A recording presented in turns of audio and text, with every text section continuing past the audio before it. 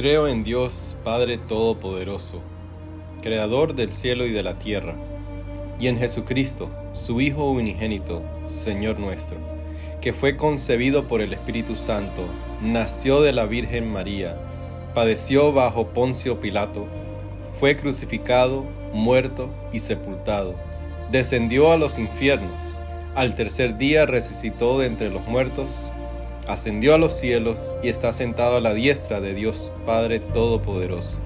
Desde ahí ha de venir a juzgar a vivos y a muertos. Creo en el Espíritu Santo, la Santa Iglesia Católica, la comunión de los santos, el perdón de los pecados, la resurrección del cuerpo y la vida eterna. Amén. Lo que Dios tiene para nosotros. Ya hemos adorado a Dios, hemos traído nuestras peticiones, nuestras oraciones, pero ahora estamos seguros de que Él quiere hablarnos a nosotros.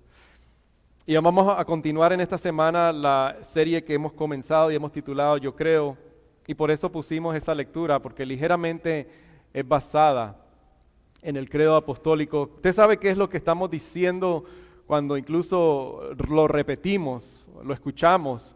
Estamos poniéndonos de acuerdo con cristianos de siglos y siglos y siglos que han afirmado lo mismo y lo mismo y lo mismo. Estas enseñanzas esenciales que nos enseñan el credo apostólico, que no en sí tiene ninguna autoridad, sino que la autoridad está en la palabra de Dios. Por encima de cualquier credo, cualquier confesión, es la palabra de Dios. Pero este credo nos apunta nuevamente a las enseñanzas esenciales de la palabra de Dios. Y usted sabe lo que usted hace cuando afirma que esto es lo que enseña la palabra de Dios, como hoy vamos a estar estudiando, que Jesús fue concebido por el Espíritu Santo y nacido de la Virgen María. Estamos contrarrestando cualquier otra enseñanza errónea que no enseña la palabra de Dios. Cuando afirmamos lo que dice este credo, estamos aferrando, combatiendo el materialismo, el individualismo,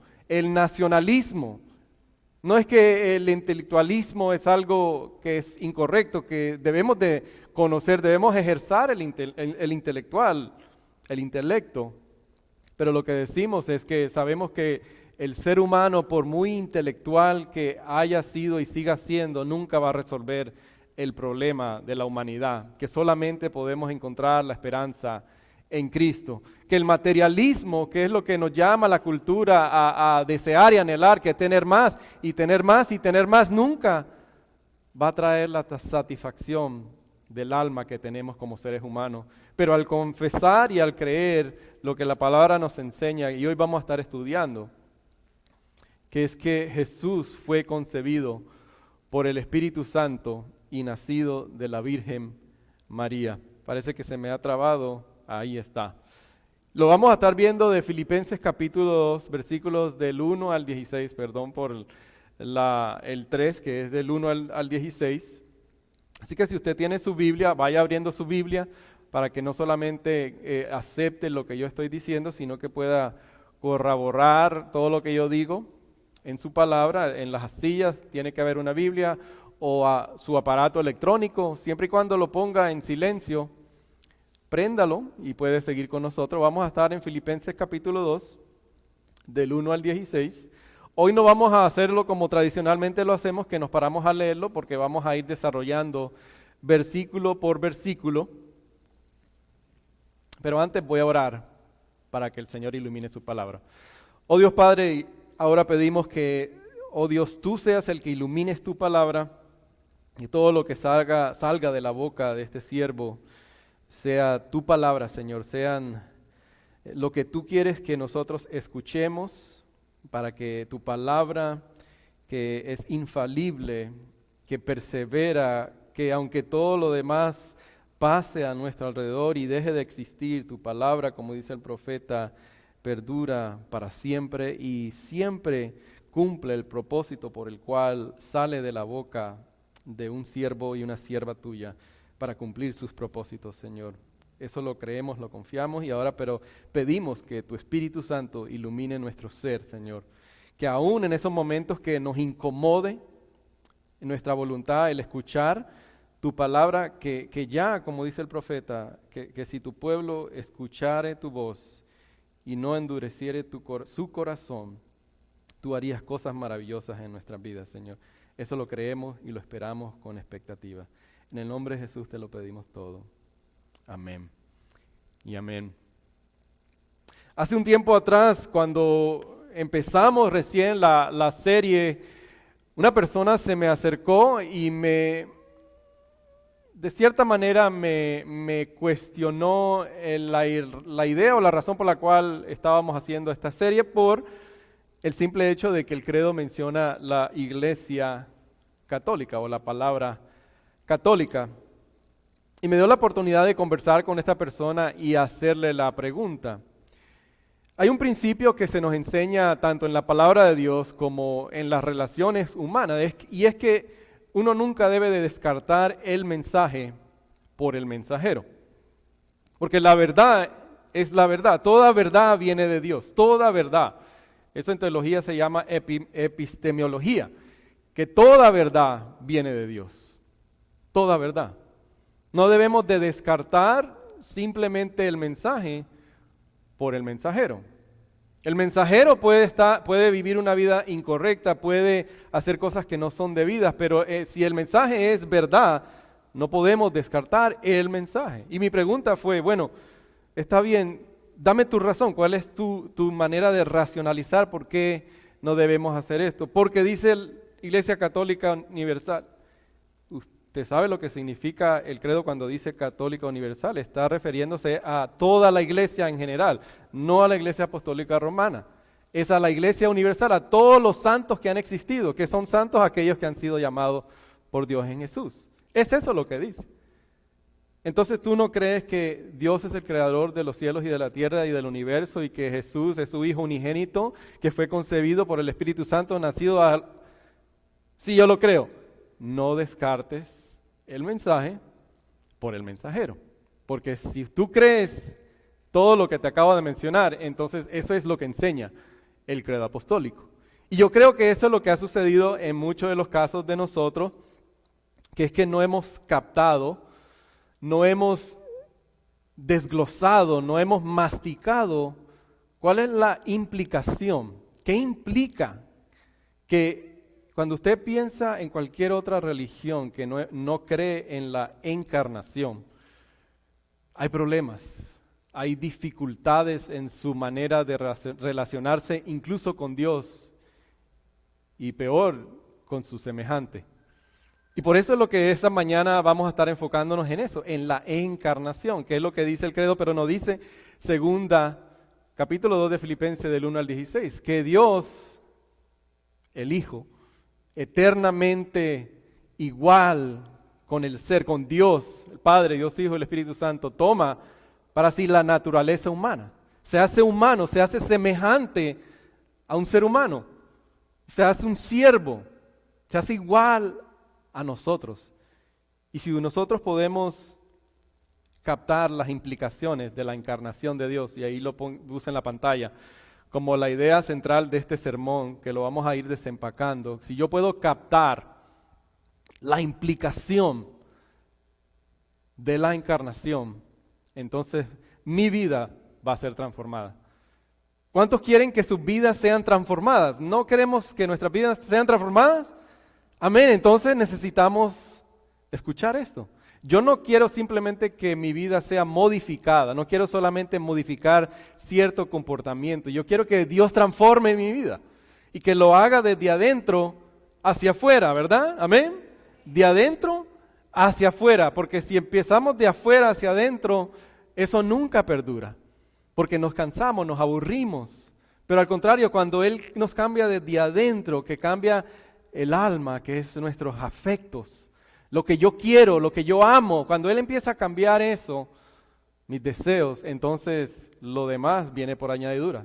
Mis comportamientos empiezan a cambiar, mis decisiones empiezan a cambiar. Entonces yo le sugiero que usted ponga atención, porque así vamos a desarrollar este tema, de que si captamos la encarnación, que Dios, el Hijo, Dios se hizo hombre y tomó la naturaleza humana, pero nunca dejó de ser Dios, pero fue humano. eso trae esperanza para nosotros. Eso transforma nuestras vidas. ¿Y cómo lo vamos a desempacar? Primero quiero que vayamos a ver la lógica de este pasaje. De Filipenses capítulo 2, versículo del 1 al 16, la lógica de cómo se desarrolla el pasaje. Después quiero que veamos verdades que este pasaje nos enseña acerca de la encarnación, que Jesús es Dios, que Jesús se hizo humano, y tercero, que se hizo como un siervo, y eso lo dice el pasaje. Y de esas tres verdades, vamos a ver 5 aplicaciones para decir, bueno, entonces, ¿qué implica para mí? ¿Cómo debe de cambiar mi vida si Jesús de verdad tomó la naturaleza humana? Y vamos a comenzar con el versículo 1, porque lo que podemos ver desde el principio de este pasaje, y ahí usted puede ver su Biblia, yo lo voy a poner en la pantalla también, es que el servicio como cristiano, como discípulo de Jesús, nuestro servicio, nuestra obediencia, se fluye de, se produce a la luz de las buenas noticias de Jesús, que es el Evangelio. O sea, nuestro servicio, nuestra obediencia fluye de esas verdades que si las hemos conocido y las hemos aceptado, entonces nuestra vida debe de cambiar y debe de reflejar lo que dice este pasaje. Mire lo que dice en sus pantallas. La Nueva Versión Internacional dice solamente una vez, dice sí, pero la Reina Valera, que es otra versión, nos lo dice 3 veces, que es una declaración que se conoce como una declaración condicional, o sea, en 3 partes. Pero la Nueva Versión Internacional lo asume. Por ejemplo, mire lo que dice. Por tanto, si sienten algún estímulo en su unión con Cristo, algún consuelo, ahí asume el sí, pero es lo mismo que está diciendo. También un compañerismo en el Espíritu Santo, algún efecto entrañable. Si ustedes han experimentado lo que está diciendo el apóstol, si ustedes están unidos con Cristo, que es lo que la Biblia habla cuando uno pone su fe en Cristo, que ya no vive usted, sino que Cristo vive en usted, que su vida está escondida junto con Cristo, que ya Cristo no lo vea a usted, ni me vea a mí, Dios, sino que vea a Cristo en nosotros. Si eso les causa algo, si eso les causa algún motivación, los motiva a cambiar, si eso es verdad, si tienen algún consuelo, algún compañerismo con el Espíritu Santo, algún afecto entrañable, en otras palabras, si algo ha servido conocer a Cristo para ustedes, entonces dice el versículo 2, entonces ustedes deben de tener un solo pensamiento, unidad en comportamiento, unidad en amor, deben de tener un solo espíritu. O sea, sus vidas deben de ser transformadas. Si todo eso es verdad, y mire lo que dice el versículo 2. Entonces dice, si todo eso es verdad, entonces llénenme de alegría, teniendo un mismo parecer, un mismo amor, unidos en el alma y en pensamiento. Y eso nos apunta inmediatamente a que el ejemplo de Cristo, que lo vamos a ver en este pasaje, es lo que es la base para nuestra vida como cristianos. Y debería ser la base para toda la humanidad. Y usted se va a dar cuenta que si hoy en día viviéramos con esa actitud, no existiera la guerra, ¿verdad? No, el presidente Putin, si él velara por los intereses de los demás, en vez de sus propias agendas, en vez de sus propios intereses, no habría razón por haber una guerra. Pero al contrario, si nosotros tenemos la mentalidad de Cristo, entonces debería de cambiar la manera en que nos relacionamos los unos con los otros. Mire el versículo 3 y 4, para que podamos ver. Dice, no hagan nada por egoísmo o vanidad, más bien con humildad consideren a los demás como superiores a ustedes mismos, ya que apuntándonos a la actitud de Cristo. ¿Cuál es la actitud de Cristo? El versículo 5, no lo tenemos en la pantalla, creo que no lo tenemos, pero usted lo puede leer en su Biblia. Dice, la actitud de ustedes debe ser como la de Cristo Jesús, quien siendo por naturaleza Dios, no consideró el ser igual a Dios como algo a que aferrarse. Por el contrario, se rebajó voluntariamente, tomando la naturaleza de siervo y haciéndose semejante a los seres humanos. Al manifestarse como hombre, se humilló a sí mismo y se hizo obediente hasta la muerte y muerte de cruz. ¿Vamos entendiendo la lógica hasta ahora? Si todo eso es verdad, las buenas noticias de Jesús, que estamos unidos con Él, que tenemos un compañerismo con el Espíritu, comunión con Dios Padre, Hijo y Espíritu Santo, si eso ha cambiado algo en nosotros, ha producido algo en nosotros, entonces ahora nuestra actitud debe ser como Cristo, que siendo por naturaleza Dios, no vio el ser igual a Dios como algo a que aferrarse, sino al contrario, se humilló a sí mismo. Y Pablo dice en este pasaje que entonces esa actitud de la encarnación, de que Dios tomó la naturaleza humana en Jesús, Él quiere que sea suprema.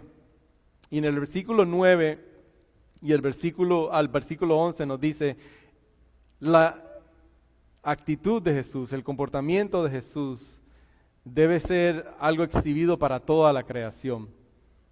El versículo 9 dice, por eso Dios lo exaltó hasta lo sumo y le otorgó el nombre que está sobre todo nombre, para que ante el nombre de Jesús se doble toda rodilla en el cielo y en la tierra y debajo de la tierra, y toda lengua confiese que Jesucristo es el Señor, para gloria de Dios Padre. Por eso nos dice a nosotros en el versículo 3 y en el versículo 4, por eso, si tenemos la mentalidad de Cristo, dice, cada uno de ustedes debe velar no solo por sus propios intereses, sino también por los intereses de los demás. Pero también otra vez en el versículo 12, es lo que el apóstol Pablo nos está diciendo. Si todas estas cosas son realidades en sus vidas, si eso ha hecho algún tipo de cambio en su vida, lo que Dios ha comenzado en nosotros interiormente, ahora dice, trabaja en eso hacia afuera. Lo que Dios hizo en ti y por ti, ahora deja que eso se demuestre al exterior. En el versículo 12 muchos creyentes han sacado este pasaje de su contexto y han dicho que este pasaje lo que dice es que debemos de cuidar nuestra salvación porque nuestra salvación la podemos perder.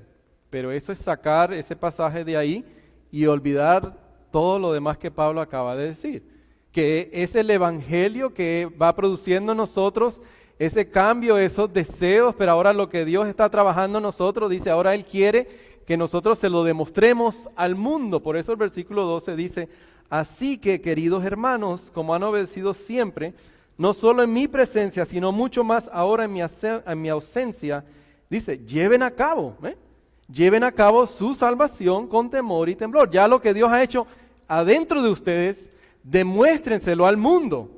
Dejen que el mundo lo pueda ver. ¿Por qué? Porque vivimos en un mundo corrupto, vivimos en un mundo torcido, pero en medio de la oscuridad, dice el versículo 13, pues Dios es quien produce en ustedes tanto el querer como el hacer para que se cumpla su buena voluntad.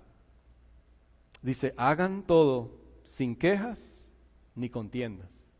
Cuando en tu trabajo todo el mundo se burla o habla mal de su supervisor, su dueño y tu compañero de trabajo, dice, ustedes, por todo lo que Dios ha hecho en Cristo por ustedes en sus vidas, dice, ustedes deben de brillar entonces como estrellas.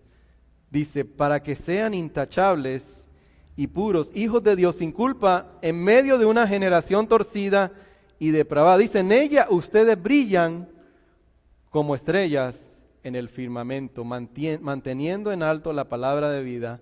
Así en el día de Cristo me sentiré satisfecho de no haber corrido ni trabajado en vano.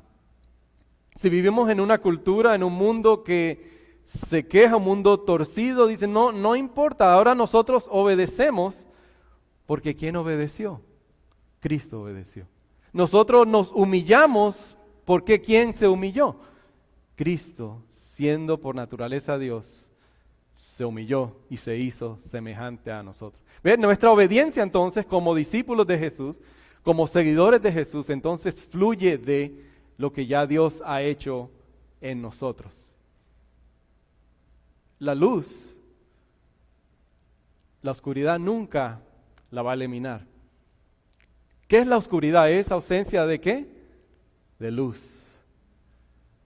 No importa cuán torcido esté nuestro trabajo, nuestros compañeros de trabajo, nuestro vecindario, nuestros familiares, Nosotros estamos llamados a ser luz en medio de la oscuridad. ¿Por qué? ¿Cuál es la motivación? No, yo no puedo, pastor, eso... Dios, teniendo todo el derecho, Jesús, por naturaleza, se humilló y se hizo semejante a nosotros. Murió una muerte de un criminal en la cruz, para que entonces ahora nosotros, dice, no hagamos nada en vano, sin quejas, en este mundo corrupto, para que en medio de nosotros podamos demostrarle al mundo que Cristo de verdad ha trabajado en nosotros. Eso es el pensamiento lógico de la encarnación, que es la enseñanza básica de que Dios tomó la humanidad en Cristo Jesús. Y ahora, ¿cómo entonces debe de cambiar nuestra mentalidad? Piense por un momento, amado, no importa si usted se crió en una aldea, en el campo, en la ciudad. Es el cambio, es un paradigma que ahora hay que cambiar. Si antes yo pensaba que me comportaba con mi esposa, con mis hijos, como mis padres de esta manera, ahora Pablo está diciendo, ahora tenemos que ser unos en pensamiento, unos en espíritu. Ya todo eso queda atrás, eso no lo condiciona mi cultura, la manera que me criaron. Si ahora yo vengo a Cristo, dice, ahora mi ejemplo máximo es la encarnación de Dios, el creador de los cielos y de la tierra, que tomando la naturaleza humana se hace semejante a nosotros. Y debemos de vivir nosotros de esa manera. Pero ¿cómo debe cambiar entonces en el tiempo que nos queda? De una manera práctica. Pues esa es la lógica del pasaje, pero ahora la encarnación, ¿cómo debe de cambiar nuestras vidas? ¿Cómo debe de transformar nuestras vidas? Si de verdad captamos las implicaciones. Les voy a dar 3 temas generales, pero dentro de esos temas generales, 2 subtemas dentro de cada tema general. Y el primero es que si Jesús es Dios, entonces nosotros debemos de ser más optimistas. Si Jesús es Dios, hermanos, nosotros debemos de vivir con más optimismo que cualquier otra persona en la faz de la tierra. Amén. Si Jesús es Dios, debemos de tener optimismo. En el 2018, no sé aquí cuánto les gusta el fútbol, soccer. Nadie le gusta, solo a mí me gusta. En el 2018, en mi familia y yo estábamos viviendo en Atlanta, el verano del 2018. Soy colombiano, por lo tanto me gusta el equipo de Colombia. 2018, julio del 2018, Colombia jugaba contra Inglaterra. Yo sudé, lloré, me apretaba las manos. Colombia iba perdiendo casi todo el partido y en el minuto 90 y pico, Colombia empata el partido. ¿Cuántos son colombianos aquí? Solo hay unos cuantos. No solo los colombianos creo que gritaron, todos gritamos, brincamos, saltamos. ¿Por qué? Porque Colombia había empatado el partido. Usted se imagina los fanáticos como son, ¿verdad? De gritar y hasta los hombres que dicen que no son muy emocionales, en ese momento gritan y lloran. Amados, si Jesús es Dios, dígame una razón por la cual usted hoy no se levantó con deseos de venir y adorar a Dios. Si Jesús es Dios, muchas otras cosas nos animan, nos hacen llorar, nos hacen gritar, pero si Jesús es Dios, amados, y usted no vino hoy con ese deseo, esa pasión de saber que tiene que adorar a su Creador, a su Salvador, a su Redentor, deberíamos de ser más optimistas. El misionero difunto de apellido Carey dijo una vez, si Jesús es Dios, entonces debemos esperar grandes cosas de Dios y debemos intentar grandes cosas para Dios. ¿Qué te preocupa? ¿Qué te desanima en este momento? Si Jesús es Dios, dice la palabra en Romanos capítulo 8, que nosotros somos más que vencedores, que aquel que está en el mundo nunca va a ser más que aquel que está en nosotros, que si usted y yo sabemos cuál es el final de la película, hay rumores de guerra mundial, pero usted y yo sabemos el final de la película, que el rey, el cordero y el león es victorioso. ¿Debemos o no debemos de ser optimistas? Si Jesús es Dios, debemos de acercarnos a Él con optimismo, pero no solamente ser optimistas, pero también acercarnos a Él de una manera extremada. No sé si usted, y le animo, si usted se ha acercado a los evangelios en la Biblia, en la palabra de Dios, los 4 evangelios, que son las biografías de Jesús, y usted puede, busque usted mismo y no me crea solamente a mí, pero hay solamente 2 polos opuestos en cuanto a la reacción a Jesús. No hay un lugar intermedio. O la gente lo quería matar y lo rechazaba, o dejaban su vida y todo para seguirlo a Él. No hay un lugar intermedio, no hay, tal vez es una buena persona, tal vez es un líder bueno, es un no. O Jesús es un loco y un mentiroso, o Jesús es Dios, porque Él dijo que Él era Dios. No sé por qué en este país, no sé si es así en otros países, pero en este país hay personas que se acercan así a Jesús como, él es buena persona, fue un buen revolucionario. ¿Ven la implicación de la encarnación, hermanos? En ninguna otra religión encaja de que Dios haya tomado la naturaleza humana. Pero solo el cristianismo puede decir que el Dios que nos creó, que nos salvó y que nos sostiene, tomó la naturaleza humana en Jesús. Por lo tanto, entonces debemos de acercarnos a Él de una manera radical, no tibios, ¿verdad? Sino radicalmente. Él es Dios. Pero también, no le estoy diciendo que son los puntos, pero ya vamos adelantando con los puntos, es que la Trinidad también es el fundamento para el amor. ¿Cuántos no quieren ser amados? Ya eso lo hablamos algunas semanas. No, queremos ser amados, queremos ser conocidos, necesitamos ser amados. Bueno, la encarnación, la implicación de la encarnación en toda la palabra de Dios nos enseña de que el Dios Trino, Dios Padre, Dios Hijo, Dios Espíritu Santo, desde toda la eternidad, que hay un teólogo que se llama C.S. Lewis, que él lo categoriza como un baile que hace el Padre, el Hijo y el Espíritu Santo, que nunca ellos crearon. Dios no creó al mundo, al ser humano, porque se sentía solo, que es lo que dicen otras religiones. Usted búsquelo. Los musulmanes, el budismo, es porque el Dios necesitaba algo, estaba solo, necesitaba compañerismo. Pero la Trinidad nos enseña de que no, Dios creó porque Él nos ama, porque quería manifestar su gloria, y su gloria máxima es que nosotros lo podamos conocer como Dios, que podamos tener una relación con Él. Él nos creó para que podamos amarle, adorarle, glorificarle, tener una relación con Él. Ese es el regalo máximo, tener una relación con Jesús. Y solamente en el cristianismo es que eso puede ser verdad. Vamos adelantando, la cuarta. Si Jesús es un ser humano también, como dice el pasaje y dice el credo, concebido por el Espíritu Santo, nacido de la Virgen María, y el pasaje nos dice, y se manifestó, versículo 8, como hombre, se humilló a sí mismo, se hizo obediente hasta la cruz y la muerte de cruz como un criminal. Entonces, el cristianismo es la única religión, o como usted le quiera decir, que valora tanto lo físico como lo espiritual. Porque hay 2 maneras de rechazar a Jesús.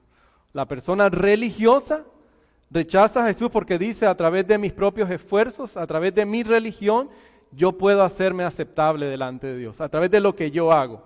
Eso es rechazar a Jesús también. Y el irreligioso también rechaza a Dios porque dice lo mismo, a mí no me importa lo espiritual, solamente lo físico. Por eso es bailar, gozar y disfrutar y todos los placeres sin frenar en este mundo. Y eso es lo que a mí me importa. Eso también es rechazar a Dios. Pero la encarnación nos demuestra que como Dios se hizo humano en Jesús, valora lo físico y también lo espiritual, porque lo espiritual es sumamente importante. Por eso en el cristianismo solo encaja de que no solamente nos preocupamos por las almas, pero nos preocupamos por alimentar a las personas que tienen hambre. No solamente nos alimentamos por establecer iglesias, pero nos preocupamos porque la comunidad también pueda florecer, porque los matrimonios puedan florecer. Es la única manera que pueda encajar que lo físico y lo espiritual es importante. ¿Por qué? porque es completamente humano y completamente Dios. Piense, ninguna otra organización, ningún otro medio para acercarse a Dios, o lo físico es malo y solamente lo espiritual es importante. Lo físico es del diablo o es malo y solamente lo espiritual es importante. Pero Jesús tomó la naturaleza humana y sigue siendo Dios. Pero no solamente lo físico y lo espiritual, también nos demuestra que Él es un buen consejero. Un consejero supremo. No sé lo que usted puede estar pasando en estos momentos, tanto los que están aquí, los que nos van a ver más adelante. Jesús lo ha experimentado. ¿Ve la implicación de la humanidad? Que por ser humano, por tomar la naturaleza humana, Él no está ausente a nuestros problemas. ¿Te sientes traicionado? ¿Te estás muriendo? Él fue traicionado. Él tuvo hambre. Él fue tentado. ¿Te sientes abandonado? Él fue abandonado. Él sabe lo que tú estás pasando. Esta semana tuve un triste encuentro con una de las guagüeras o choferes de las guaguas que parquean. Guaguas son buses, autobuses que parquean aquí en nuestra propiedad. Lidia y Agustín, que Lourdes oró por la familia. No la había visto hasta el miércoles, jueves, creo, viernes, no, hasta el viernes. Y la señora viene y me toca la puerta y lo primero que me dice es, pastor, mi esposo falleció. Y en ese momento hasta pena me dio y lo compartí con el grupo porque mi rostro cambió, me asombró, me cogió desprevenido, que me eché para atrás y qué pena porque sé que ella esperaba buscar unas palabras de ánimo. Esperaba buscar una manera de ser animada, pero recibir la noticia de tal manera que lo único que pude decirle es, no puedo ni imaginarme lo que está pasando tu familia y tú en estos momentos. Un hombre alegre, un hombre lleno de vida. La última vez que lo pude ver el miércoles antepasado y el domingo un coágulo en el corazón y falleció inmediatamente. Pero tal vez las palabras que yo pueda decirle no eran suficientes, pero sí la puedo apuntar a alguien que sí sabe lo que ella está pasando, que es Jesús.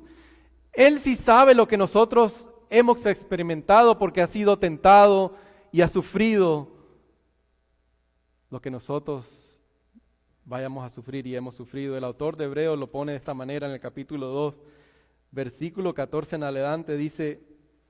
Hebreos capítulo 2, versículo 14 en adelante, dice, por tanto, ya que ellos son de carne y hueso, Él, su Creador, su Redentor, el que sustenta su vida, Él también compartió esa naturaleza humana para anular mediante la muerte al que tiene el dominio de la muerte, es decir, al diablo, y librar a todos los que por tener temor a la muerte estaban sometidos a esclavitud durante toda la vida. Pues ciertamente Él no vino en auxilio de los ángeles, sino de los descendientes de Abraham. Nosotros, por eso, era preciso que en todo se asemejara a sus hermanos, para ser un sumo sacerdote fiel y misericordioso al servicio de Dios, a fin de expiar los pecados de su pueblo. Por haber sufrido él mismo la tentación, puede socorrer a los que son tentados. Amén. Ese es nuestro Señor, ese es nuestro Salvador. Y por último, si Jesús se hizo un siervo, entonces, como dice el apóstol Pablo en el versículo 9, al que se humilla será exaltado. El orgulloso siempre será rechazado. El que se humilla será exaltado. Por eso lo exaltó hasta lo sumo. ¿Usted se imagina si todos hacemos un proyecto, un desafío? Es decir, esta semana, a partir de hoy, a partir de mañana, todos vamos a nuestra casa y vamos a decir, yo voy a vivir de esta manera, que todo el mundo me sirva, que todo el mundo me haga todo por mí y yo no haga nada por nadie. Algunos están así diciendo, wow, mi casa ya funciona así. Este es el que todo lo hace, yo no hago nada. Pero imagínense si todos funcionamos así, que esta semana todo el mundo me va a hacer todo a mí. Me van a abrir la puerta, me van a prender el televisor, recogerme mis zapaticos y guardármelos, lavarme los platos. Yo no voy a hacer nada por nadie. ¿Cuánto duraríamos como sociedad? Pero usted sabe que así vivimos como sociedad, ¿no? Por eso estamos en guerra. Así vivimos como sociedad. Pero ¿cuál es la mentalidad que Pablo está diciendo? Si todo esto es verdad, si el Evangelio es verdad para ti, ¿no debería de cambiar tu vida? ¿Nuestra vida no debería de ser diferente? Por lo tanto, al contrario, en vez de, imagínense si yo y llego a mi casa y todos en mi casa, mis hijas, Lourdes, yo, todos nos peleamos por ver quién va a servirse más al otro. No, yo lavo los platos, no te preocupes, yo voy a cocinar, yo voy a lavar. ¡Wow! Sería tremendo, ¿verdad? Porque todos nos estamos sirviendo los unos a los otros sin esperar nada a cambio, sin importar qué me dijo, qué no me dijo, qué tú no haces, qué yo no hago. Sirvámonos los unos a los otros. ¿Por qué? ¿Qué dice el pasaje? Siendo por naturaleza Dios. El derecho Él tiene de venir a servir, a que sea servido, pero dice que Él se despoja de ese derecho y al contrario viene a servir, siendo por naturaleza Dios. Por lo tanto, dice, entre ustedes entonces, ¿por qué se quejan? ¿Por qué hacen las cosas quejándose? ¿Por qué hacen las cosas o dejando de hacer las cosas porque fulana y fulano no hace o no deja de hacer? Dice, no, en medio de un mundo oscuro, ustedes van a brillar como estrellas. ¿Por qué? Porque cuando alguien le pregunte, ¿usted por qué me pide perdón? No, porque a mí me ha perdonado aquel que yo le he fallado, aunque me buscaba y yo le daba la espalda, él me vino a buscar, por eso yo te puedo otorgar el perdón. ¿Por qué? Aunque no te haya dicho nada, no, yo sé, pero te miré de una manera y pensé mal en contra de ti, te pido perdón. ¡Wow! Como estrellas en el mundo podemos brillar. Y por último, y ahí sí vamos terminando, si quieren ir pasando y llamando a los músicos. Por último, ¿por qué es importante entonces la divinidad y la humanidad de Cristo? Para terminar ya en esta parte del credo que nos dice que fue concebido por el Espíritu Santo, o sea, completamente humano y nacido bajo la Virgen María, completamente humano, completamente Dios, completamente humano. Porque la justicia de Dios, Dios como un juez justo y perfecto, Él no puede pasar por alto el pecado. Eso no lo digo yo, eso lo dice la Biblia. Lo dice léase todo el libro de Romanos, léase el Antiguo Testamento Levítico. La ley, la justicia de Dios exige que cualquiera que ha quebrantado la ley de Dios, que ha cometido una injusticia, tiene que pagar. Cualquier juez, tanto terrenal, peor Dios, que es el juez eterno. Alguien tiene que pagar. O usted y yo tenemos que pagar, o alguien más tiene que pagar. Sergio, imagínense que Sergio que está ahí, sé que le va a dar pena, pero que Sergio es un buen muchacho y que nunca haya cometido pecado. Y tal vez él se interese tanto por mí y me aprecie tanto que él diga, bueno, yo voy a pagar por los pecados del pastor porque es buena gente. Pero él no puede pagar por los pecados de las demás personas. Solamente puede pagar por los suyos y puede pagar por los míos. Pero ¿quién paga por los pecados de las demás personas? Es por eso entonces que ningún ser creado puede tomar ese lugar. Pero era necesario, como dice el autor de Hebreos y lo dice Levíticos y Deuteronomio, que esa persona que pagara por los pecados de la humanidad tenía que ser humano y tenía que ser divino, porque solamente por el poder de su divinidad puede él entonces tolerar la ira de Dios en contra del pecado. Y la ira de Dios cae sobre Jesús para que no caiga sobre usted y sobre mí. ¿Escucharon eso? La ira de Dios cae sobre el único que puede ser el sacrificio aceptable delante de Dios, para que ya no caiga sobre usted y sobre mí. Pero ¿cuál es el requisito? Que usted crea que Él es el sacrificio perfecto, que es en fe y en arrepentimiento usted crea que usted no es el sacrificio, que yo no soy el sacrificio, que su familia no es el sacrificio, que el presidente o el gobierno de este país no es el sacrificio, que Jesús es el único sacrificio aceptable delante de Dios. Y entonces usted no va a pagar por su juicio, ya su juicio ha sido pagado. ¿Por qué?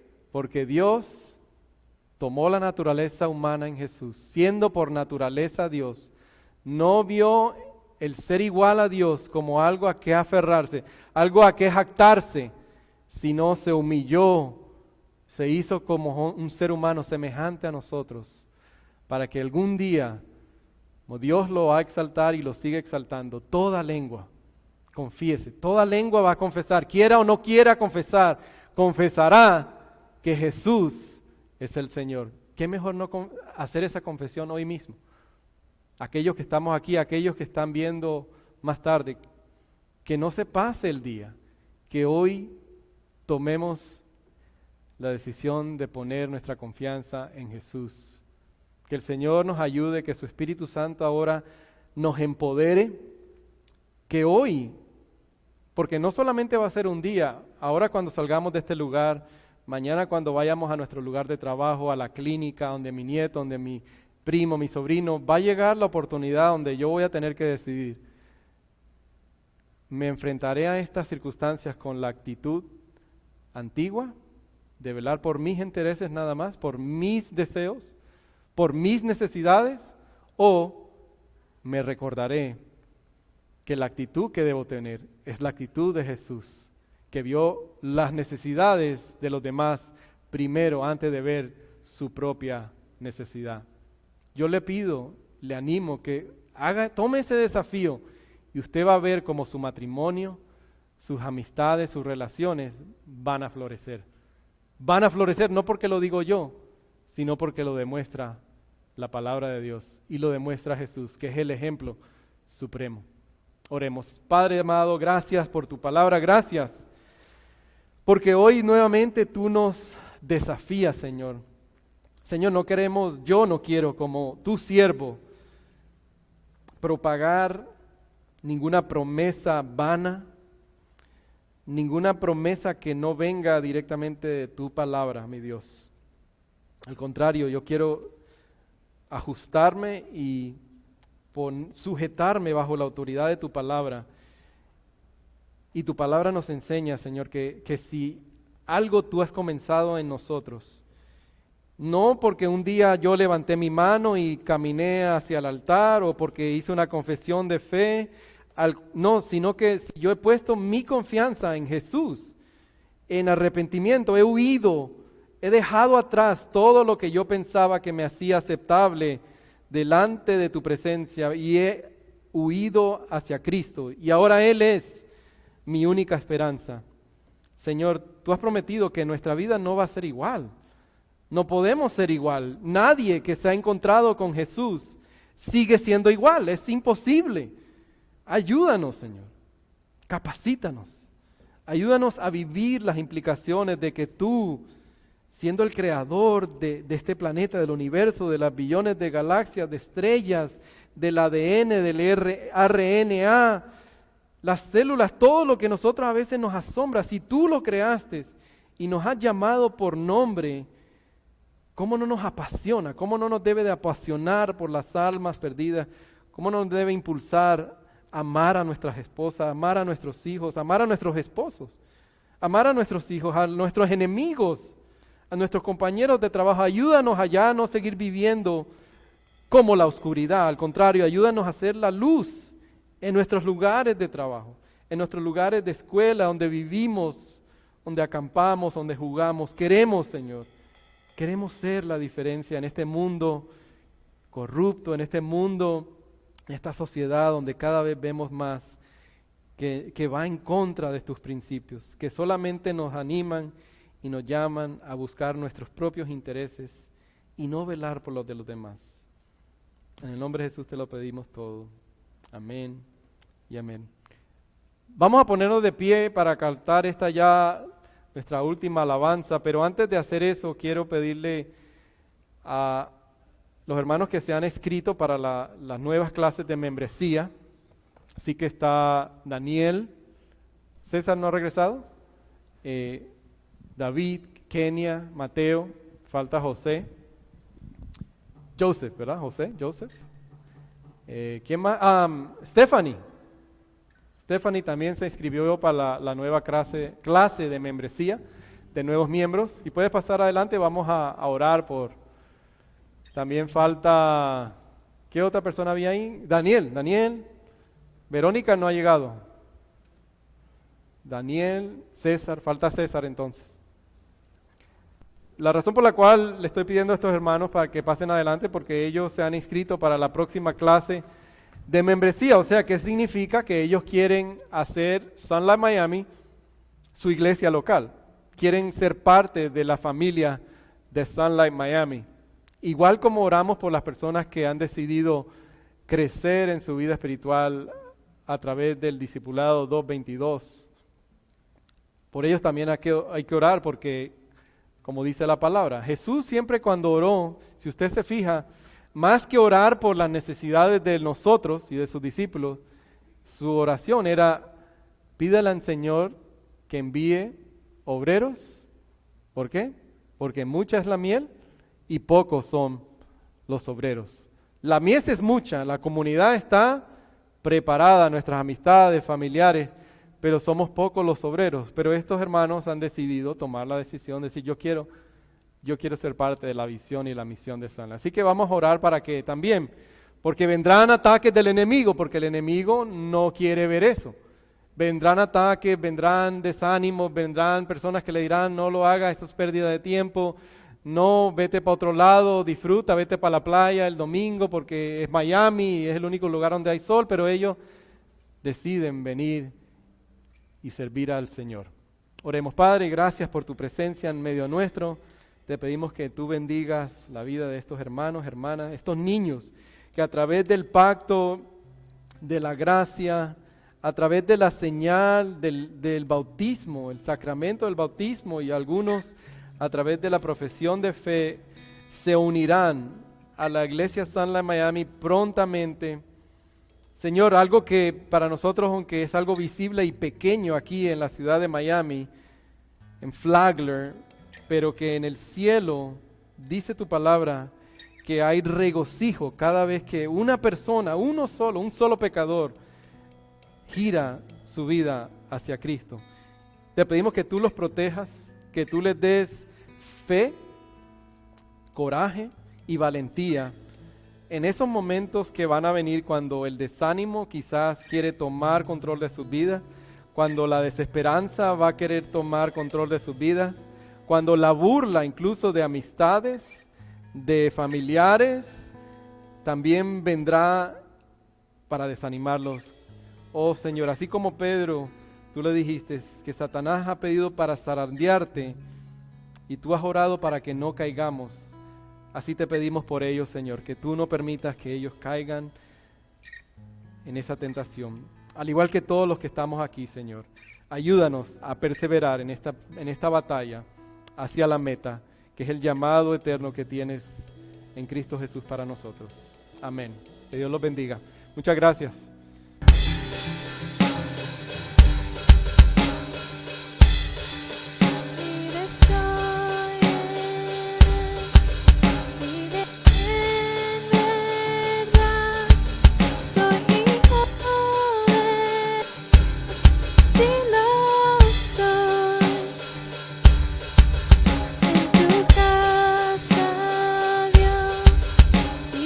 Para mí